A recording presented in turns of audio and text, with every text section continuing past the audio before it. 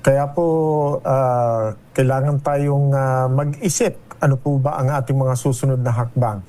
Kapag ka po tumaas ang presyo ng petrolyo at sabayan pa ito ng pagdaos-dos ng halaga ng piso kontra dolyar.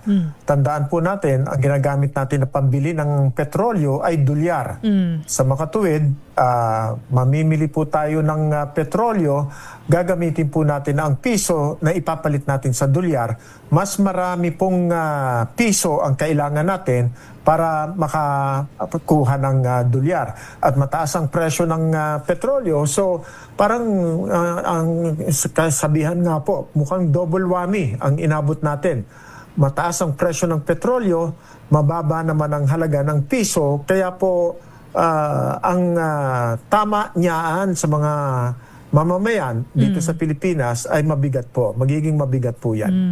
Although, syempre po, sa mga OFWs po na kumikita po ng dolyar, mataas po ang maiuuwi nila, maipapadala nila dito sa Pilipinas.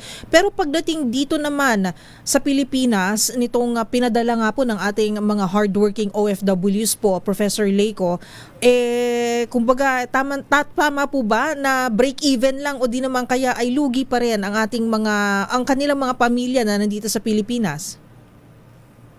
Ganito po, no? Kung ilalarawan natin yung epekto ng pagtaas ng palitan ng piso kontra dolyar, tama po yon.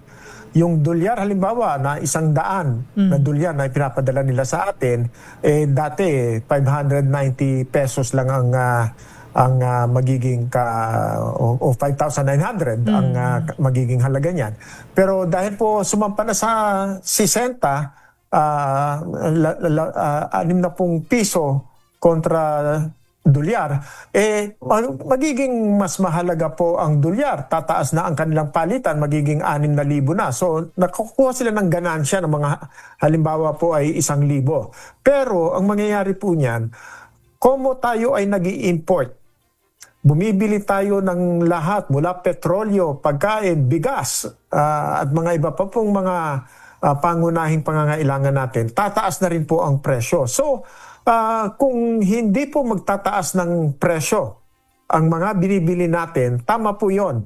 Maganda yan, tumaas ang halaga ng dolyar kontra piso. Maganda po yan para po sa mga OFW, mga pamilya nila dito sa Pilipinas. Pero tumataas po rin ang presyo ng mga bilihin dahil na-import po natin sila using the dollars na ipinadala sa atin. So, magkakaroon po ng inflation, hindi po maganda ang magiging epekto niyan sa kalaunan. So, siguro po ang ganansya na ma-experience ng ating mga kapatid na OFW, siguro mga isang linggo bago